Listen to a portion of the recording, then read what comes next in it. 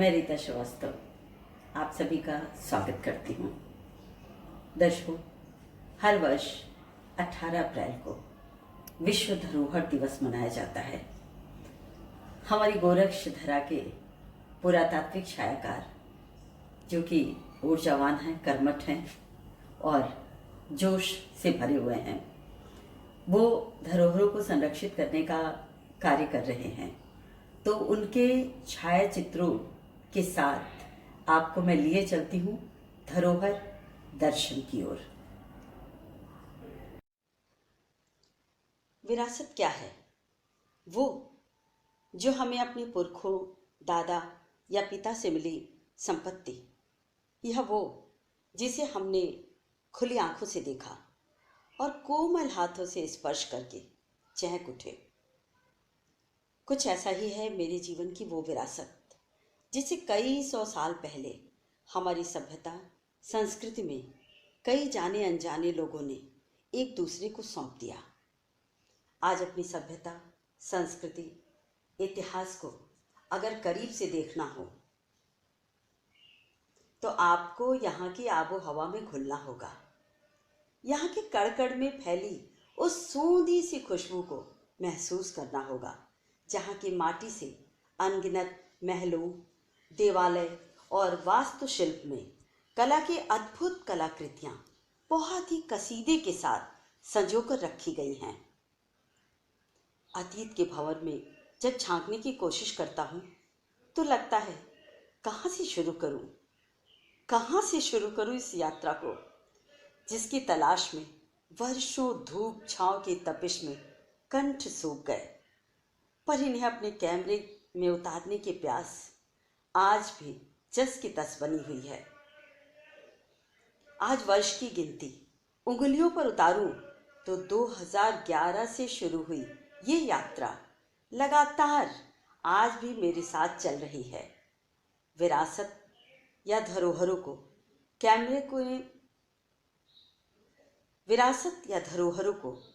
कैमरे में उतारने से लेकर गैलरी में सजाने की योजना में परिकल्पना का पूरा खाका खींचना युद्ध स्तर की तैयारी जैसा होता है। याद है ग्वालियर की पहली यात्रा, पथरीली जमीन, सूखे प्यासे खेत, उम्मीदों से टकटकी लगाए लोग, हर स्टेशन पर कुछ जिंदा दिल फरिश्ते जो पानी लेकर बाहर निकले उन हाथों से खाली बोतलें भर दिया करते थे। उतने ही में ट्रेन की रफ्तार से इन्हें लोग दुआएं देते नहीं थकते थे। जिस दिन ट्रेन से पहली बार ग्वालियर उतरा, बाहर सब कुछ अनजाना सा, कोई परिचित नहीं। खुद से ढेर सारे सवाल पूछ रहा था कि कैसे कटेगा ये वक्त। खैर, इस भीड़ में कोई साथ था तो मैं और मेरा सच्चा साथी, मेरा कैमरा, जिसने खामोशी में जीने की कला सिखाया। जब भी खुद को अकेला महसूस करता, कैमरे से ग्वालियर किले की ढेर सारी तस्वीरें क्लिक कर लेता था। फुर्सत के पल में सुबह सुबह किले से उगते सूर्य की लालिमा को कैमरे में उतारने की कोशिश करता था। धूप छांव और भूख की परवाह किए बिना शाम को किले की प्राचीर से ढलते सूरज को भी जल्दी से कैद कर लेना मानो रोजमर्रा की आदत में शुमार हो गया था। तस्वीरें खींचना और उन्हें जल्दी से लैपटॉप में निहारना बहुत अच्छा लगता था। यूनिवर्सिटी में एक रोज 18 अप्रैल विश्व धरोहर दिवस प्रदर्शनी में कई साथियों के साथ मेरी खींची तस्वीर भी प्रदर्शित हुई। लोगों की वाहवाही और हौसला अफजाई से हिम्मत बढ़ गया। या यूं मान लें कि यहीं से एक भविष्य की योजना को मार्गदर्शन मिल गया। जब भी किले की प्राचीर और कोने कोने में छिपी कला शिल्प को तलाश करता और उन्हें अपने कैमरे में उतारता, मन को सुकून मिलता था। पर जब इन प्राचीर पर लोगों को नाम या गंदे शब्द, सिंबॉलिक चित्रों को खरोचते हुए देखता था तो मन कचोटता था कि अपनी इन थाती विरासत को कैसे संजोया जाए। कैसे लोगों को समझाया जाए कि धरोहरों के वास्तुशिल्प कला सौंदर्य को देखें, समझें और इन्हें नष्ट होने से बचाएं। मन ही मन दुख से आंखें भीग जाती थी। उसी समय संकल्प कर लिया कि आप लोगों को अपनी धरोहर के संरक्षण के लिए संकल्पित करूंगा और प्रदर्शनियों के माध्यम से लोगों को अपनी धरोहर के संरक्षण में आगे आने के लिए प्रेरित किया जाए। क्योंकि मेरी सोच है, अगर हम एक नींव का पत्थर रख नहीं सकते तो अपने धरोहर को अपने हाथों ही खराब ना करें। क्यों धरोहर को संजोकर उस पर कार्य करने की योजना पर अमल मैं कर रहा था। उस समय ज़रूर मुश्किलों का दौर था। हाथ में उतने पैसे नहीं हुआ करते थे कि जो चाहे कर लिया जाए। सीमित रुपयों में ही महीने का खर्च चलाना पड़ता था। याद है वो दिन, 5 रुपए बचाने के लिए घर से कॉलेज तक अक्सर पैदल यात्रा कर लिया करता था। चलिए रोज़मर्रा की जद्दोजहद से आगे चलते हैं। किताबों में ग्वालियर के किले का अध्ययन करने पर पता चला कि ग्वालियर किले ने अपने अतीत में अनगिनत रहस्यों को संजोया हुआ है। इतिहास बताता है, बाबर ने किले के नक्काशी वास्तुशैली को देखकर ग्वालियर किले को भारत का जी बाल्टर कहा। यहाँ नायाब नक्काशी में रंगीन टाइल्स अलंकृत है, जिसमें नीले रंग के लेपिस लाजुली, जिसे फारस से मंगवाया जाता था, साथ ही पीले और हरे रंग की बहुत ही कसीदे के साथ भरा गया है, जिससे इसके कोने कोने से कला के अद्भुत दर्शन होते हैं।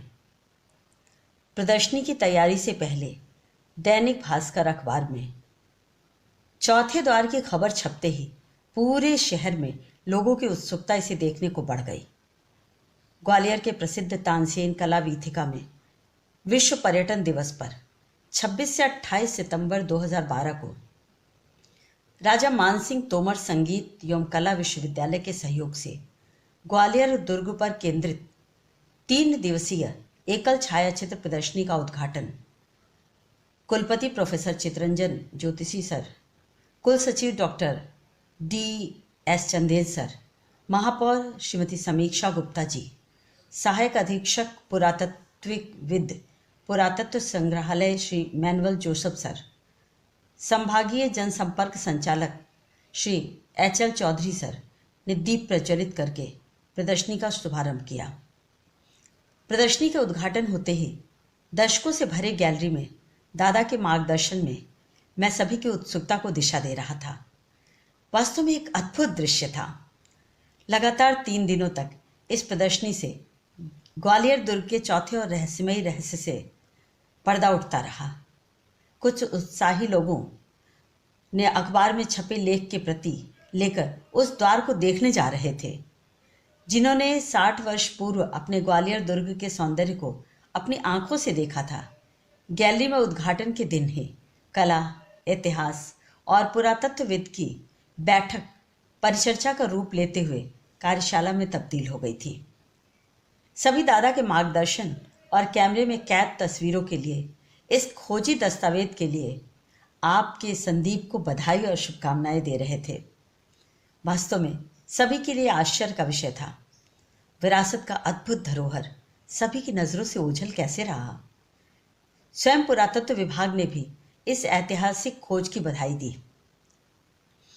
इस यात्रा में ग्वालियर के साथी सुनील राजपूत, जो संगीत के विद्यार्थी हैं, उन्होंने हर मुश्किल में श्री हनुमान जी की तरह साथ दिया। ऐसा ही घटना बहुत दिलचस्प है। प्रदर्शनी की तैयारी के समय गैलरी में तस्वीरों को लगाने के लिए कोई डिस्प्ले बोर्ड नहीं था। ऐसे में जनसंपर्क विभाग ने सहयोग दिखाते हुए डिस्प्ले देने की स्वीकृति दे दिया, पर उनके पास कोई कर्मचारी ना होने से डिस्प्ले बोर्ड गैलरी तक हमें ही लाना था। सुनील भाई की सहजता इतनी कि कभी भी उनके मुंह से नहीं हो पाएगा भाव निकला ही नहीं।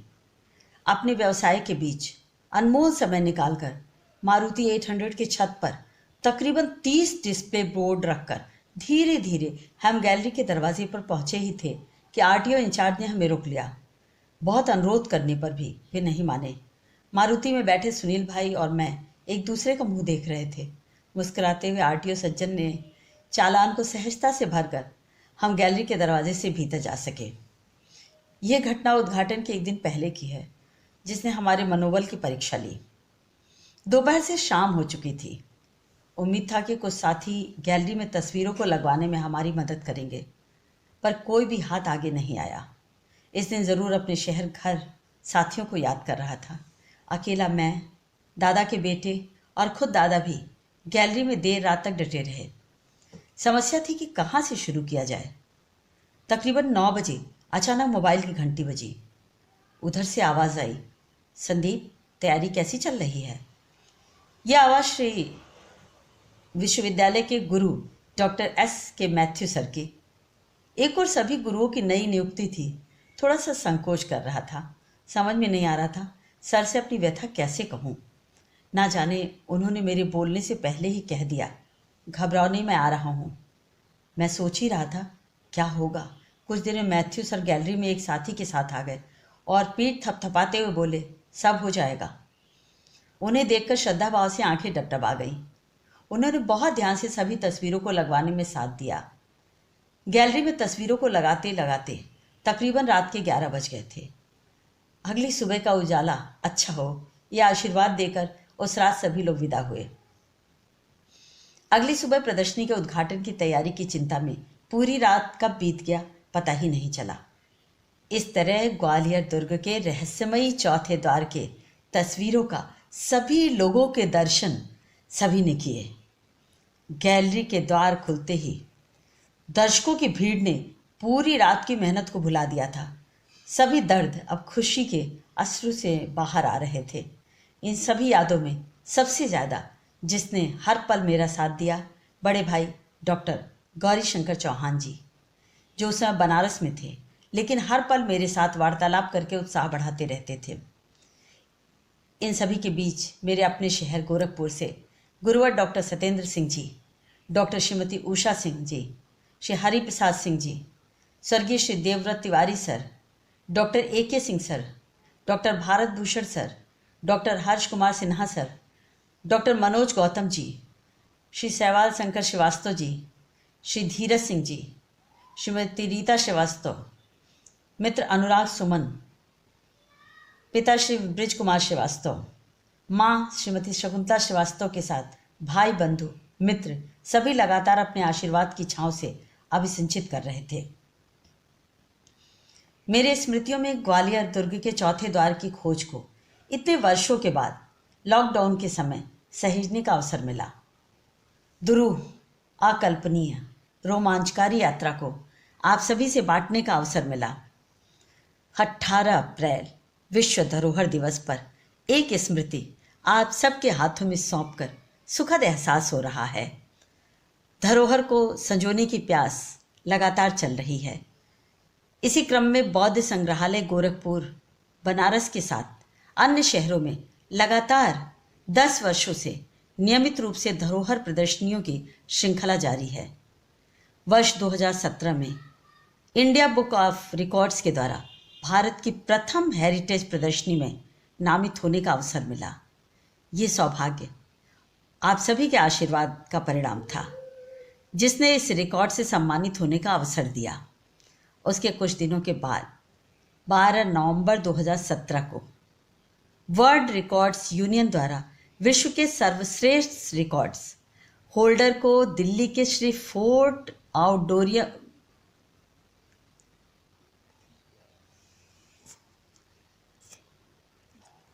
उसके कुछ दिनों के बाद 12 नवंबर 2017 को वर्ल्ड रिकॉर्ड्स यूनियन द्वारा विश्व के सर्वश्रेष्ठ रिकॉर्ड्स होल्डर को दिल्ली के श्री फोर्ट ऑडिटोरियम में शामिल होने का अवसर मिला।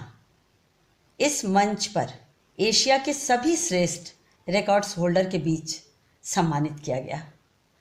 इस मंच को सार्थक बनाने में अनुज, छोटे भाई मनीष श्रीवास्तव और मित्र गंगेश्वर शुक्ला जी ने साथ दिया। इसके अलावा